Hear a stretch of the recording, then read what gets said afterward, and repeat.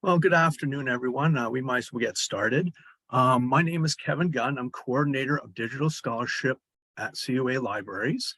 I'm joined by my colleague, Michaela Champion, who will be monitoring the chat for any questions that you may have. Today's workshop is going to be recorded and will be made available to you at a later date along with the slides. Today, we're going to be looking at research data management essentials. We'll be talking about many issues that affect research data management. We'll talk about some best practices and tips that get you to start thinking critically about your project. And so let's get started.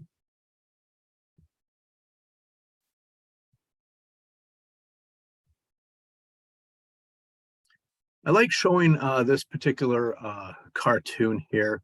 I put down here, this is us. And let's face it, we've all done this, myself included. So this cartoon strikes really close to home. So it's meant to be funny, but it's also, it does lead to the point that poor record keeping can have dire consequences.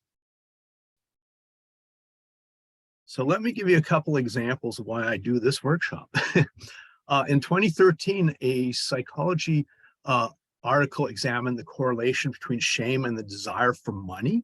It was retracted for reproducibility issues. The corresponding author gave a summation of the problem. He said, my research assistant who had left my lab last year did not keep the original questionnaires. Hence, we cannot have correct data to rerun the data. So basically, without the original questionnaire, the authors do not have the proper documentation to verify the results. So sadly, this is just one of many instances where significant research problems arose to a lack of documentation.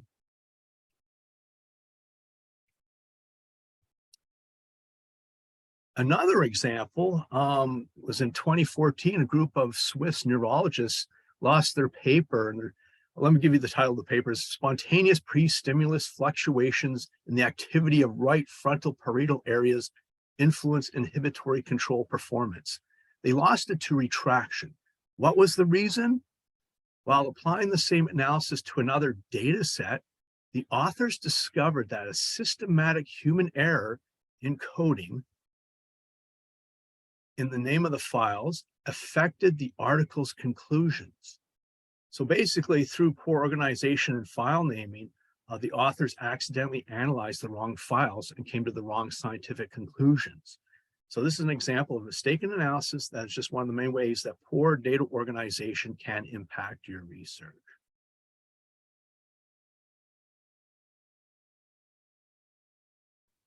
So what we're going to do today is we're just going to take a very quick look at what data is. Got to know it to see it. We're going to look at why document, so got to see it in order to know it, I should say. Why we want to document and management your data. We also want to look at research data management lifecycle. You have to look at the big picture, all right? Then we'll look at how you can manage that big picture, and data management plans are one crucial element in that. We'll also briefly look at publisher requirements. We'll look at data organization and documentation tips for you to get you thinking critically about the data that you're gathering. And then we'll give you some helpful resources that you can use to get started with your project. All right, so let me talk to you about the most pressing issue of our time. Is it pronounced data or data? Well, guess what? Oxford English Dictionary says it's okay to do both. So there you go. And I've given the citation right up here, and you can go and check the actual pronunciations listed there. So I say that kind of facetiously, but sometimes you get into these hallway debates with people about it. So there you go. It's good both ways. So what is data exactly? Well, it's factual information. It could be measurements or statistics, that sort of thing. It's used as a basis for reasoning, discussion, or calculation. It can also be information that's in digital form and that can be transmitted or processed to other people. And data is information that's output by a sensing device or organ that includes both useful and irrelevant or redundant information and has to be processed in order to be meaningful.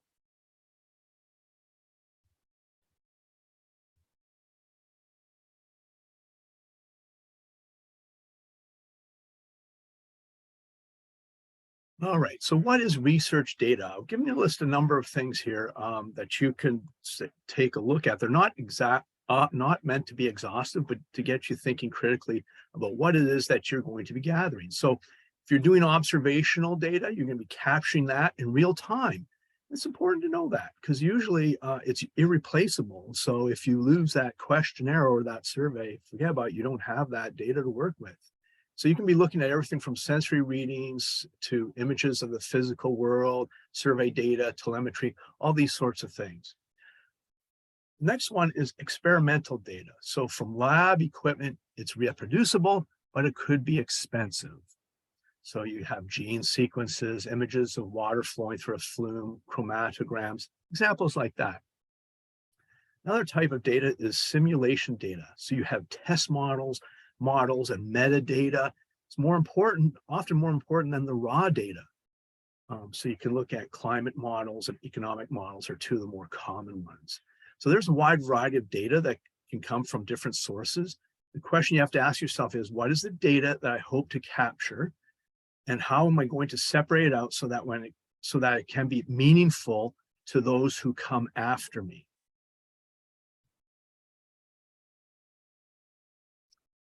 So you can have, excuse me, you can have derived or compiled data, and which is reproducible, but it can be expensive. So for example, text and data mining, you can generate reports from raw unprocessed data that's been collected by various means. You can look at compiled databases, and you can look at 3D models. Last, you have reference or canonical collections. So collections of smaller data sets. So there may be repositories out there that have gene sequence data banks so that data has been verified, it's bona fide, it's used by that particular community, and it's basis for your project possibly. Chemical structures are another example, and then spatial data portals such as Spatial Data Explorer are places that you can use to gather data.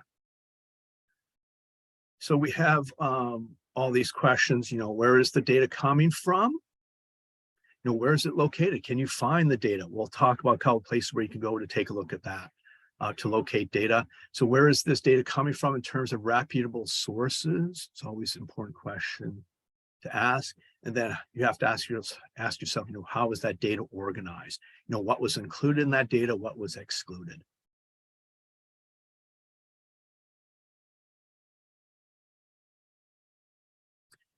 So, what is the form of that data? You can get really down to specifics here. So data can come in many forms, including just simple text. So it could be field or laboratory notes or survey responses. It can be very specific in that sense. It can be numerical. You have tables, you have counts, you have measurements, all variety across a variety of disciplines. Can be quite complicated. You have audio visual data. So it could be from images, it could be sound recordings, video, that sort of thing. You also have models and computer code that you will need possibly to be able to read and access. And if you don't, then you're going to have to bring in other team members to do that. You can look at discipline-specific data, and there'll be particular systems in that will only be knowable, if you will, by people practicing in astronomy or in chemistry. So we have FITS in astronomy, which is flexible image transport system. So that's an open standard defining a digital file format used for storage, transmission, and processing of data. So it has n dimension arrays or tables, that sort of thing. So it is the most commonly used digital file format in astronomy. But if you're not in astronomy, you probably didn't know that. So it's very specific. The next one is in chemistry, the CIF.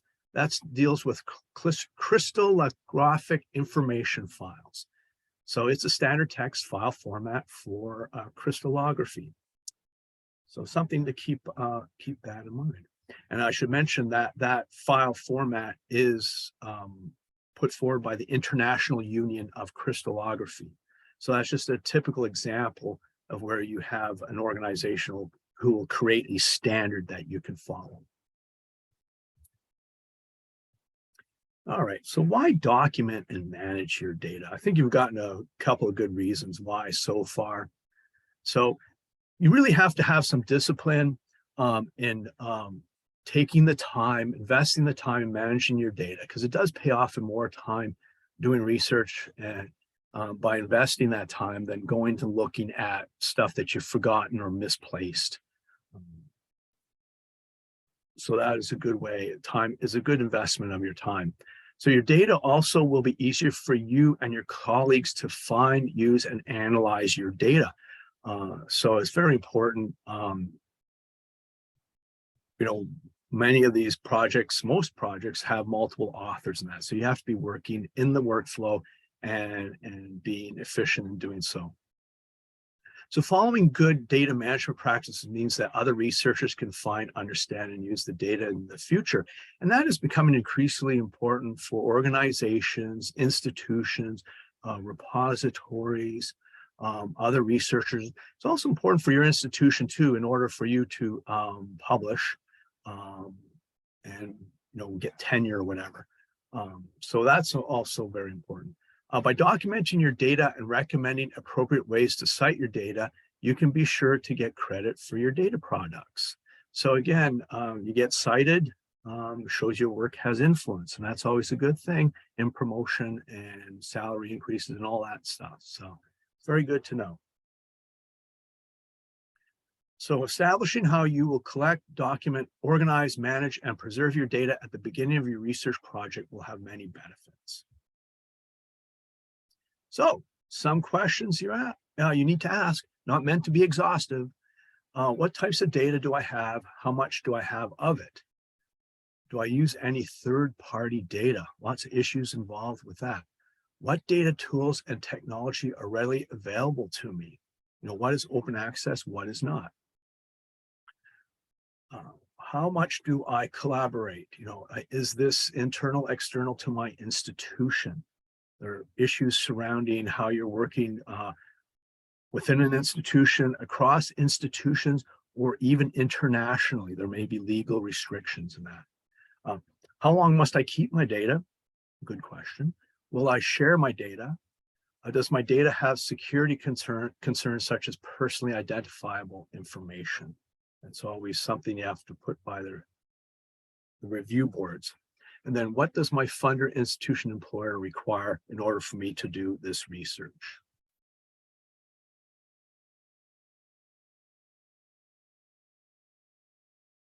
So is there anything particular in my research workflow that might affect my data management?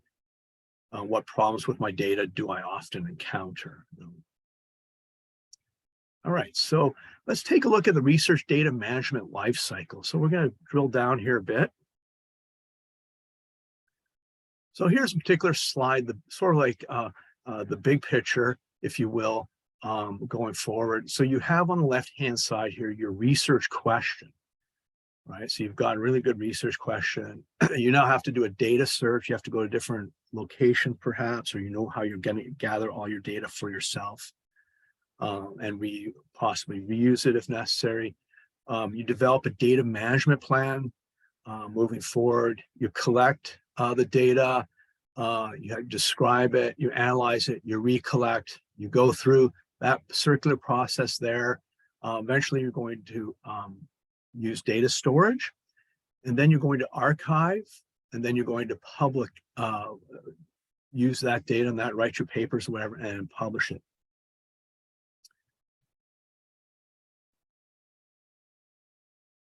So here's another dimension of the data life cycle, very similar to the research data management life cycle here. So you're looking at 8 components. And this is taken from the website DataOne.org. So that is a very good, useful a website to begin thinking about your data. So you're looking at the plan, right? So the first one is the plan, description of the data that will be compiled and how that data will be managed and made accessible throughout its lifetime. What data will be generated, deciding on a repository, and how the data will be organized and who will manage the data. The creation of metadata records is also important. Sharing your data, preserving your data, and what is your budget, and then exploring institutional resources are quite important. So when you're collecting, you want to be looking at observations that are made either by hand or with sensors or other instruments, and the data are placed into digital form.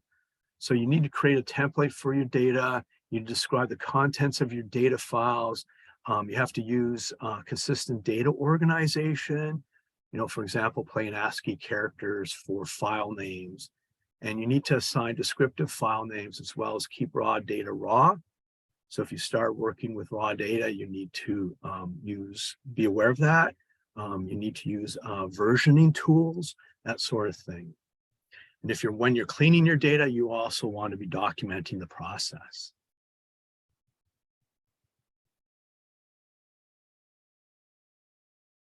So assurance. So you want to look at the quality of the data and you want to make sure it continues to be good quality with checks and inspections. So basic quality and assurance and quality control on other data collections, entry analysis is necessary. So you keep track of outliers in your data set, and you communicate data quality and identify missing values and that sort of thing. And you also have to decide what is it that you're going to be doing with missing values. Are you deleting those records? Fine. In that case, you have to document that you're doing so.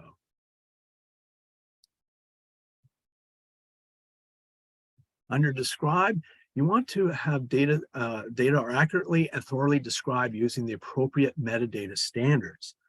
So a good record will have the name of the data set, the data last modified, example data file records, personnel and stakeholders describing the scientific context, the 5 W's, if you will, and the parameters of the study. So, example, what was measured, what was not, the units of measure, format, precision, accuracy, uncertainty, all this. Definitions of codes, data dictionaries, and known problems that limit data use. And then at last, you want to show how you want to cite the data. So at that point, you're moving over to preserving your data. So data is often submitted to an appropriate long-term archive. So example, a data center. Identify data with long-term value, store data, use standard terminology so that others can find your work. You don't have to worry about legal and other policies that affect sharing your data. Sometimes your data cannot be shared. So you have to document why it can't be shared.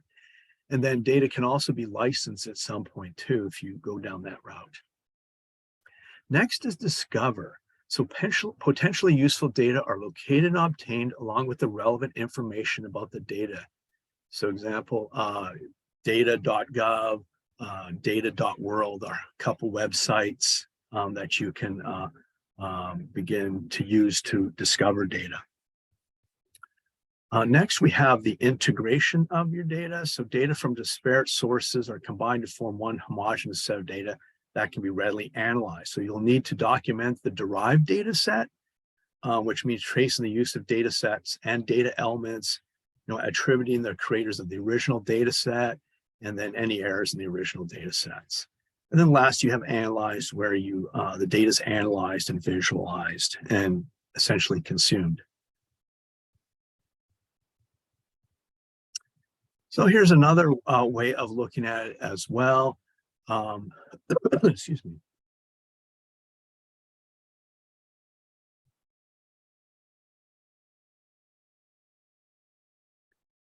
So you want to look at the proposal, the planning, and the writing.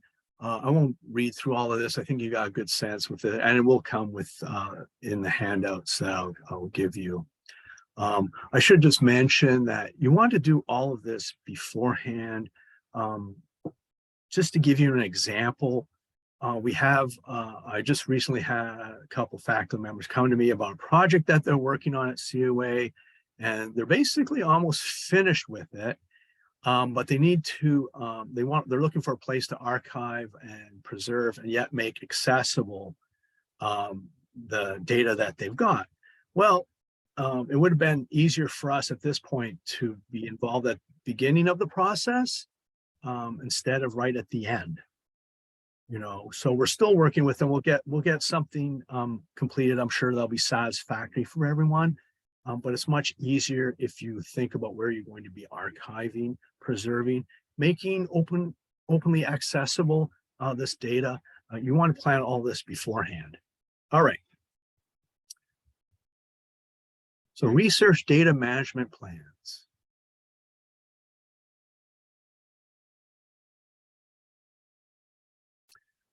So data management plan. So most funders will require a data management and sharing plan.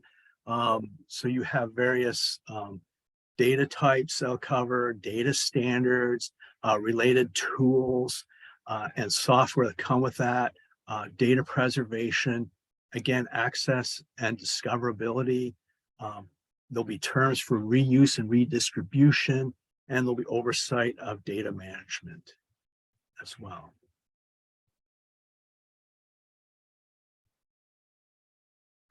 So why have a data management plan? Well, it saves time in the long run. You'll know what the plan is from the start, and it will be better able to keep everything organized as you move forward.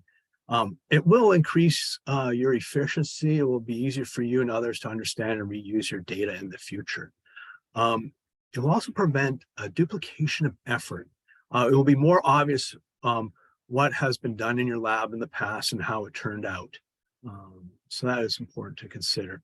It makes it easier to keep your data organized for later preservation as well.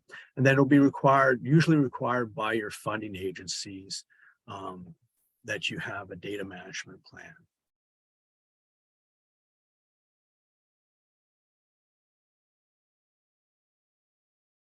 So when you're writing the data management plan, you have 5 basic questions that you want to be asking yourself. So, what data will you create? How will you document and organize your data? How will you store your data? And if necessary, keep it secure. How will you manage your data after the completion of the project? And how will you make your data available for reuse as necessary? So these are questions that you want to ask at the beginning of your project.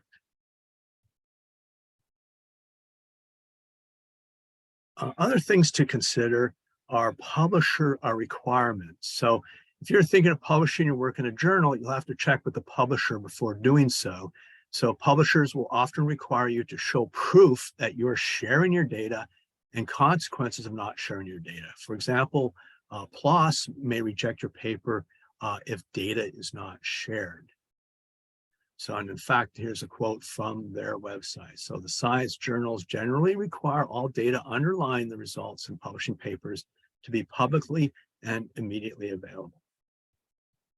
And in fact, with regards to, excuse me, all about data and data management and data repositories, the White House released guidelines last summer for sharing data. So to continue this effort, they released the document called the Guidance on Desired Characteristics of Data Repositories for Federally Funded Research. So I won't get into the details of that, but they wanted to make sure that people have access to this data moving forward.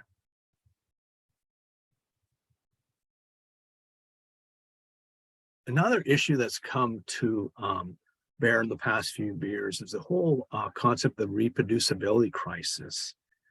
There's a growing awareness that results from scientific experiments have not been reproduced and therefore have limited applicability. Can't really use it.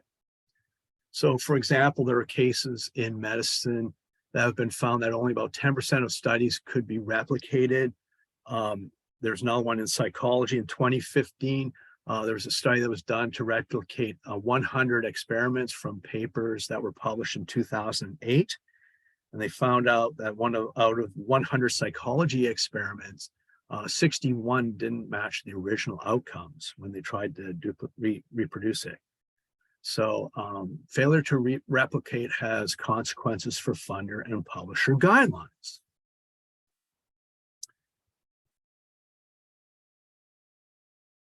Right. And the thing keep in mind too is you're just not sharing the data.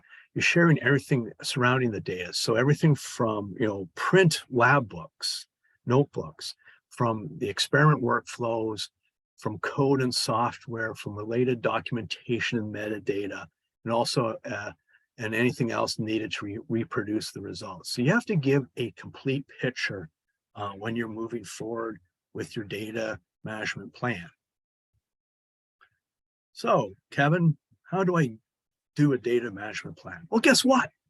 There's a data management plan tool out there. It's located at dmptool.org.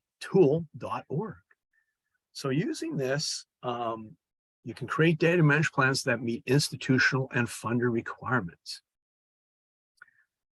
So it helps create and maintain different versions of data management plans, very important versioning, to provide useful data management plans provide useful guidance on data management issues and how to meet research funders' requirements. It does allow you to export attractive and useful plans in a variety of formats. And the site does allow you to collaborate work with creating data management plans. So let me demonstrate here. So you can create your plan or use someone's template. Many organizations will have links to their own guidelines, and some will provide sample plans.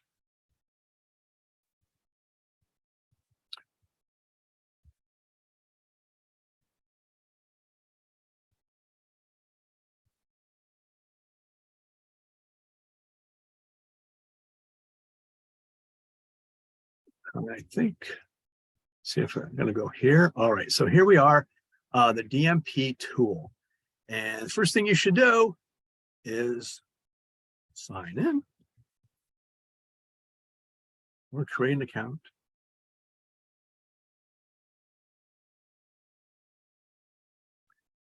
All right, so here I am into my dashboard. So we have a number of ones here, Catholic University of America plans listed here on atmospheric and geographic sciences. So this just popped up because I'm affiliated with CUA. This one popped up here. So you can look at this, you can create a plan, you can talk about funder requirements, that sort of thing. You can look at public data management plans listed here.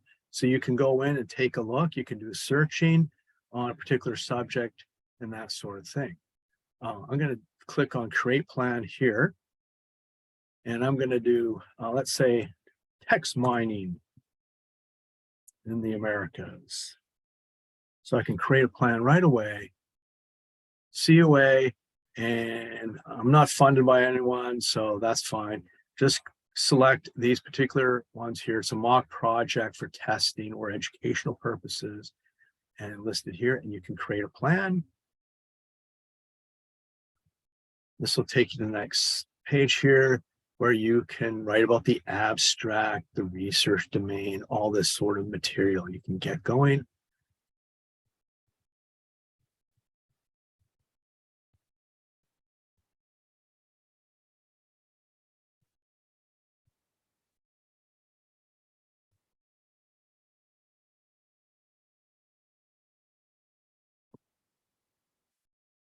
Let's see, I don't want that.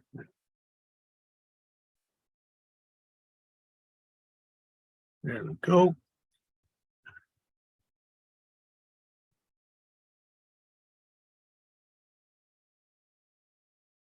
So that gives that. You can also go and list your collaborators. Here are all the people listed, co-owner, editor, read only, that sort of thing. And then you can write your plan here. And you have all this from data collection, document metadata, ethics and legal compliance.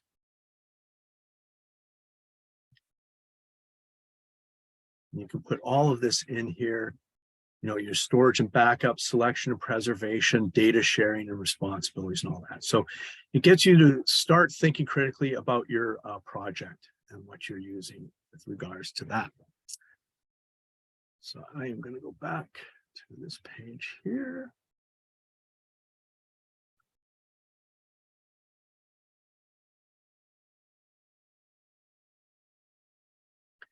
And here's a screenshot that I did. So you can create your own plan, as I just demonstrated, or you can use someone else's template, and you can go in and take a look, do a search on various people in that. Some of them will have sample plans available, others will not. So you don't have to reinvent the wheel. You can always take a look and see what's available there. And organizations will have links to their own guidelines and sample plans as well. All right. Next off, data organization and documenting tips. So let's get into some nitty gritty here. So we're going to look at 3 things under data organization. We're going to look at file naming, file structure, and file format. So under file naming, let's use this as a good example here. So here's, as we saw from the cartoon at the beginning, this is actually not too bad. We can sort of interpret what's in here. Bob may be a person. It could be a particular instrument. It could be the name of a survey, something like that. So we're not too sure. But if we look at the date here, there are 3 possible ways that you can interpret this. It looks like a date. So it could be November 5th. It could be January 15th, or it could be May 11th, 2012 in each of these cases. You're not too sure. So, how would I go about thinking about how a simple thing as time formats? Well, you can use the data standard ISO 8601, which puts it in the year, full year. So 2012, the month would be, in this case, what would it be? Would it be May 11th? So it'd be 05, and then the day 11. So if you're consistent and using ISO standards, and if you're consistent in that regard, then you shouldn't have any problem moving forward. Kevin, real quick, your presentation notes are showing up on top of the slide right now. Oh, really? Okay. They just popped up like that. How's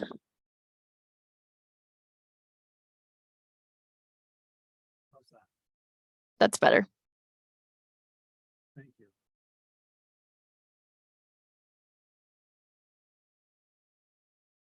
Okay, so best practices for file naming. I've listed a bunch here from the National Archives, not meant to be exhaustive, but to get you to think critically about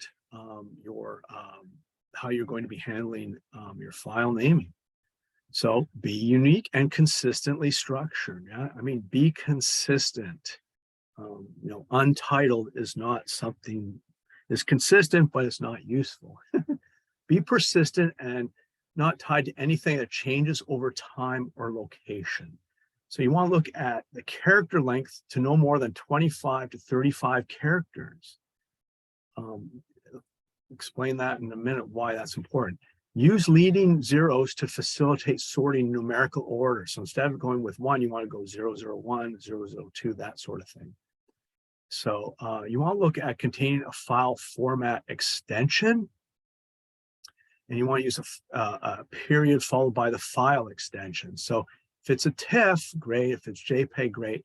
People will know what it is, generally speaking, and they will be able to use the appropriate software to retrieve it.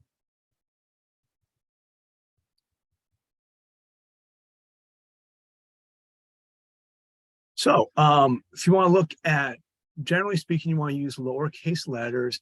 However, when there's a name, you can use a capitalized. So here the example is file _name _convention _001 .doc would be an acceptable way of doing that.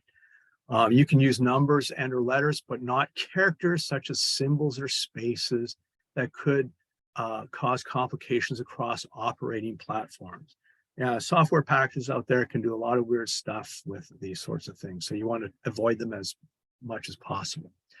So use hyphens or underscores instead of spaces. That's very good to you.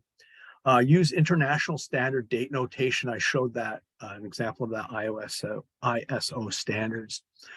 You want to avoid blank spaces anywhere written in the character string. And then you don't want to use an overly complex or lengthy naming scheme that is accessible to human error during the manual input. So if you look at this file name convention, it even becomes kind of weird. Joe's final version, edited final, right? Something like that is not helpful. And all you have to do is mistype one letter and there you go. You won't be able to find it. So good file names can provide useful clues to the content and status of a file. They can uniquely identify a file and can help in classifying files. So file names can contain project acronyms, research initials, file type information, a version number, file status information, and date as well. So you want to create meaningful names, file names that classify broad types of files, and avoiding spaces and special characters and that sort of thing.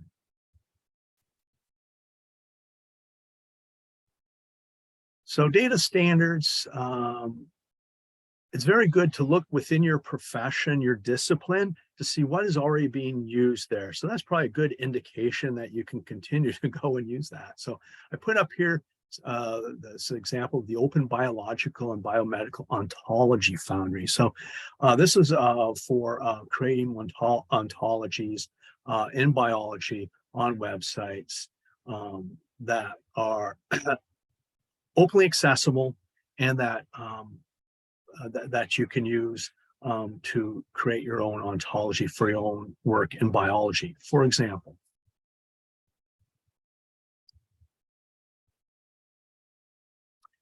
you have the whole idea of fair sharing. So there's an excellent website out there about fairsharing.org. It has standards, databases, and policies. And I just did a screenshot this morning of all the different kinds of standards, 1,600 of them. Over almost 2,000 types of databases, and then 163 different types of policies. So this is a really deep dive that you would need to go and check to see what is available for you to use.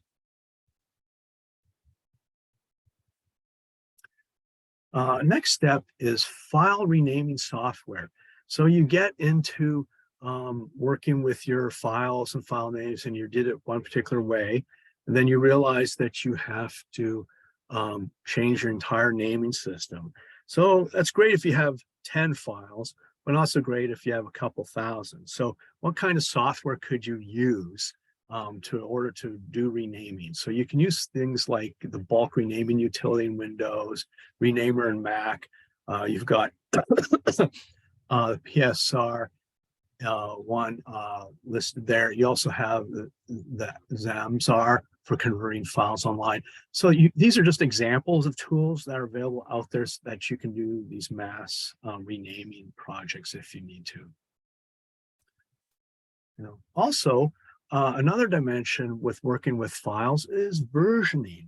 And there are tools out there where you can keep track of the versioning data sets that you're using, and also the documentation as well.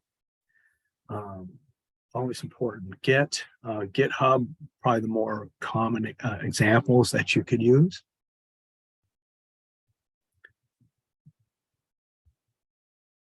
Next, we're looking at data organization. So you want to look at file structure and how you're putting it all together. So you have, the structure of directories, the folders for organizing the files. You should also have a clear documented naming convention. So the top level folder or directory should include the project file, a title, the unique identifier, and the data, the date of the year. So directories and folders within this substructure should be divided by a common theme. So for example, each folder may contain a run on an experiment or a different version of each data set. So here's an example from the UCLA library here. You'll notice how it's broken down into, it outlines the project right at the top, and then the folders are brought out. So you have the data set, you have images, you have sound files. This one now. That's under the data. Under documentation, you have the variety of forms that you have. So consent forms to conduct interviews and have focus groups. You need information sheets. You need what is your methodology in going forward. So you need to break that down. You need to give them descriptive file names. So CF stands for consent form, and focus groups, CF for interviews. So you delineate that, and that can be very useful. You'll notice we have focus group transcripts under text listed here. And to the right, you have, FG1 listed here for the different types of transcripts, focus group or interview, that sort of thing, and the date that was given. So even though I have no idea what this project is about, I can still go in and take a look at it and derive some meaningful information from it about how it's organized.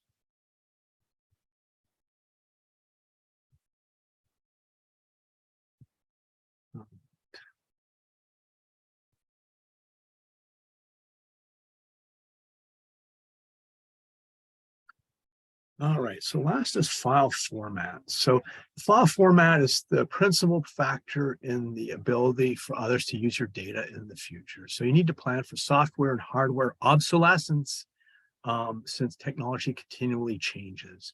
And how will others use your data if the software used to produce is no longer available? We all remember Adobe Flash. A lot of good stuff has been lost out there. So because of that no longer being supported by Adobe. So migrating your files to a durable format and keeping a copy in the original format is always a good thing to do. So some ways to think about this, preferred formats. Well, PDF, I guess, is generally better than Word documents. ASCII is better than Excel. MPEG-4, not QuickTime.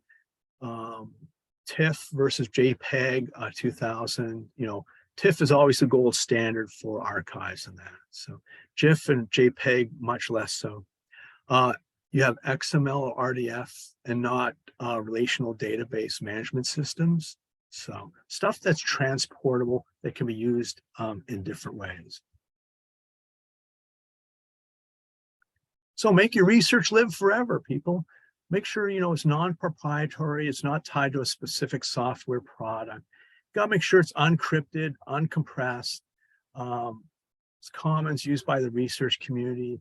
It has standard representation like ASCII or Unicode, and has open documented standard. So under metadata, you always want to bring your data, talk about your data with your data. So metadata is structured information, describes the content, the quality, format, the location, and contact information. So it's similar to descriptive cataloging in the library, if you will, using old-fashioned MARC records and that sort of thing. But it's definitely more transportable, if you will, than that. So metadata schema are sets of metadata elements or fields for describing a particular type of information resource. And excuse me, we use stuff like Dublin Core is a very good example of that. Repositories may use MARC, we have that. So there's different examples. And so with documentation, you want to provide documentation so your data will be understood, it'll be interpreted correctly on how it was created, what is the context for the data, the structure and any manipulations or analysis. And then, of course, keeping track of your data dictionary. So here's a quick screenshot of a data dictionary here. You'll notice across the top, you've got all your particular field headings. You'll notice on the left-hand side, they have the particular name of each field, and it tells you as you go across from left to right, it tells you what that particular field is, what's about, what's involved, and all that.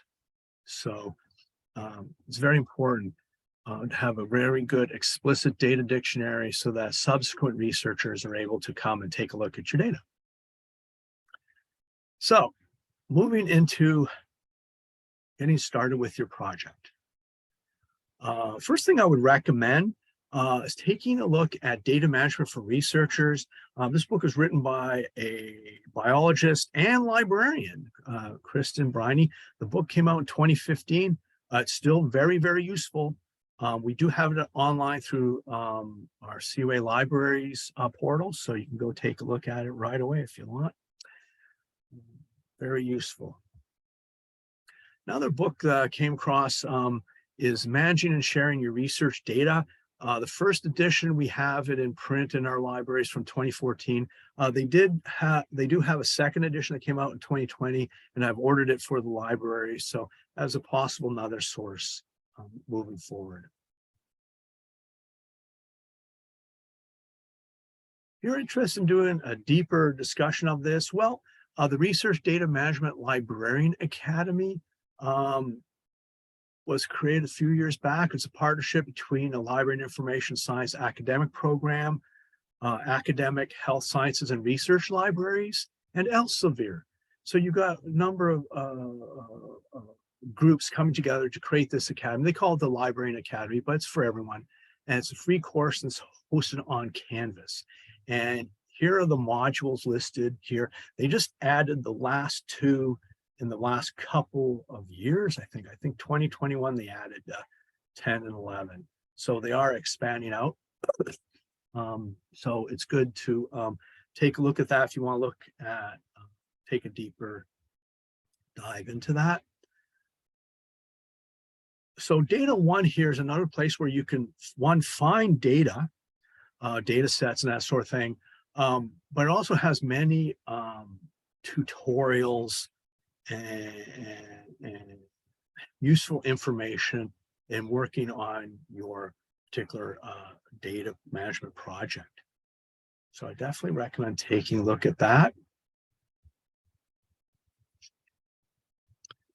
Other sites you want to take a look at if you are looking for data would be data.gov, the US government. The Google dataset search is a good place to start. The Inter-University Consortium of Political and Social Research is one. If you're looking for a place to deposit your data, then re3data.org is a great place to go check out if you're looking for repositories. So I come back to it. Your good place to start would be your data management project plan tool at dmptool.org.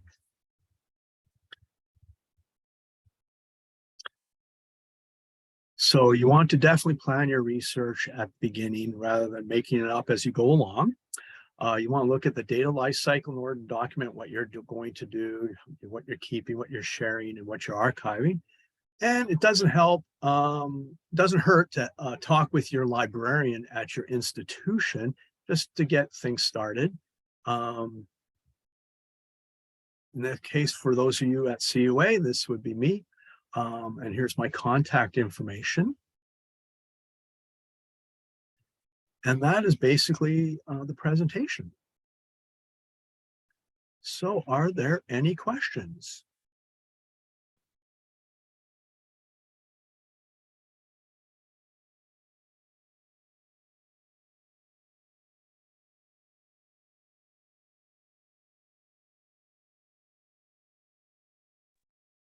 Hi, Kevin. Thank you for the presentation. This is Martha speaking. Can you hear me? Yes, I can. Hi. Hi, Martha. Hi.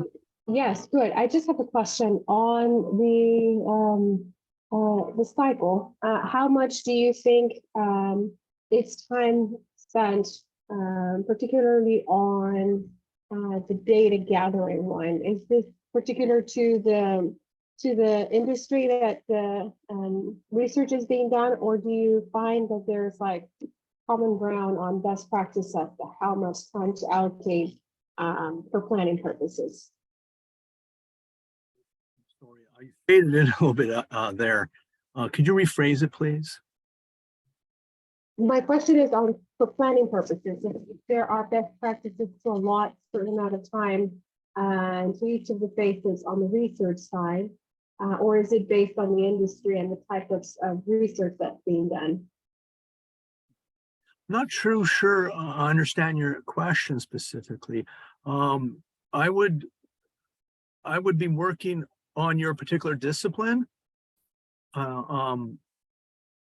I would start with your particular discipline and what the standards are there, and then to work out and branch out from there. Is that helpful? Yes, okay, and then, yes, but there are no particular deadlines, right? To submit if you're being funded. Oh, well, there are different organizations that have funding deadlines. So it's very much an annual thing. It also depends on if you're going with a government funder, they'll have specific deadlines. If you have a foundation, so you have a funding agency, you can have a foundation. Foundations are often have rolling deadlines. So they'll offer something, money for a type of project, whatever, you submit it, and you can submit at any time of the year type thing. So it really depends on who you're getting funding from, for example. So yeah, it's important to look at the deadlines for the funders and for the foundations and that sort of thing. Got it, thank you. Thank you. If you have any follow-up questions, please email me. We can get into a deeper discussion of what's necessary. Kevin, can you hear me? Hi. Hey, Nelson, how's it going? Good. I saw in your presentation that you have a database on the Americas magazine. I'm very curious how you organize that. Is this like an index for all the various issues of it that you can put in a name and find out where in these issues the name appears? Do you do the refereeing? How's that thing organized? What are you referencing? You said in your presentation of data management that you had in your files the Americas magazine, which I was surprised that you're the depository for that. How is that organized? Are you talking about the digital management plan tool? I think that's where it was. You claimed you had the Americas. No, I didn't. Not the Americas. Nothing like that.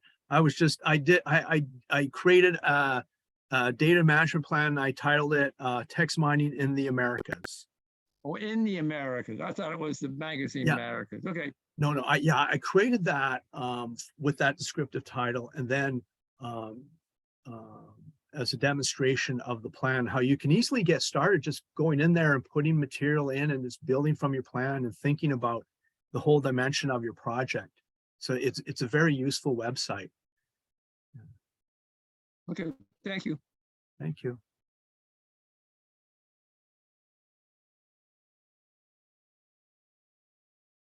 Well, all right. Thank you, everyone.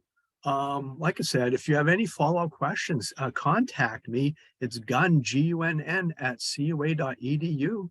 Let's have a conversation, all right? Thank you. All right. Thank you very much, everyone. Have a great day. Okay, bye-bye.